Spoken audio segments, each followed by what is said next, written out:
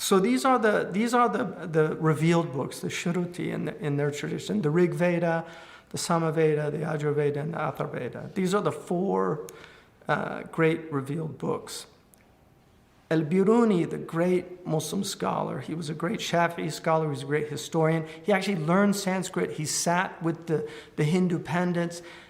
He studied them, and then he wrote one of the most extraordinary books on comparative religion. One of the things that he said in that book, which is so stunning, is he said, "I shall not produce the arguments of our antagonists in order to refute them of such, as I believe to be in the wrong. My book is nothing but a simple historical record of facts. I shall place before the reader the theories of the Hindus exactly as they are, and I shall mention in connection with them similar theories of the Greeks in order to show the relation existing between them." So he actually was saying, I want to be completely objective. But what he sees, he differentiated between educated Hindus and uneducated Hindus. He said the educated Hindus were clearly monotheists. So this is really important for, I think, Muslims to understand. The Yajurveda says God is imageless and pure. The Rig Veda, the Brahma Sutra says Akkam Brahma, there's only one God, La ilaha illallah. Truth is one.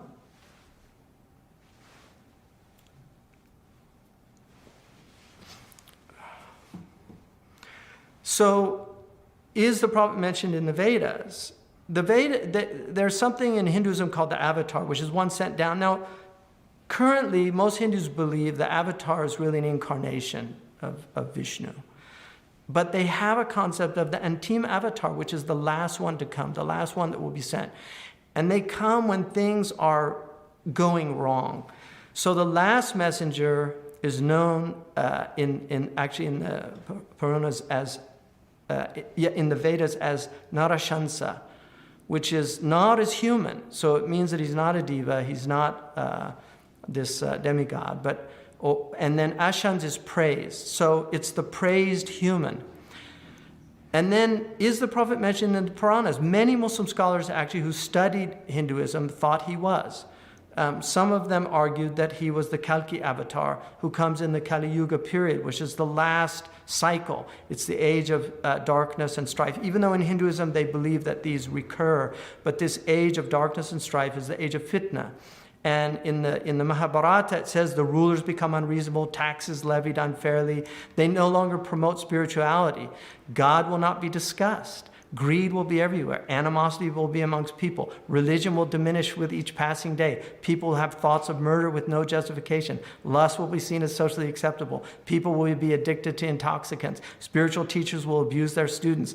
People will no longer get married. Earthquakes will be common. The rich will dominate the poor. Sound familiar? Now, this man is one of the most extraordinary people, I think. Prince Muhammad Darashikoh. He was the son of Shah Jahan who built the Taj Mahal. This man, he learned Hebrew, he learned Greek, he learned Sanskrit, he knew Arabic and Persian. He wrote some extraordinary books. He wrote one book on all of the awliya. And then he translated the Bhagavad Gita into Persian. Really, really stunning person. But one of the most amazing books he wrote is called Majma' al-Bahrain. When he studied the Old Testament and the New Testament, he didn't feel there was Tawheed in them. He thought there was a lot of anthropomorphism and then the Trinity and these things. But when he studied the Upanishads, he said, this is pure Tawheed. And so he actually said they have the same teaching that we had. Upanishads are the secret book because the Brahman did not teach the Upanishads. They kept it secret and you had to go through great purification rituals to actually be taught the Upanishads. In fact, the person that brought them to the world was an Englishman who became a judge in the 18th century who was living in India. So he's actually the one that brought them out. But the Pandit that taught him made him go through, he had to give up eating meat, he became a vegetarian, he had to do all this ritual purification before he could be taught the Upanishads. So this was the view. But Darshikoh, Prince Muhammad, was actually the student of the famous Sufi Sheikh Mian Mir. And for people from Pakistan, Mian Mir is buried near Lahore. And still to this day, he's venerated by people from Pakistan.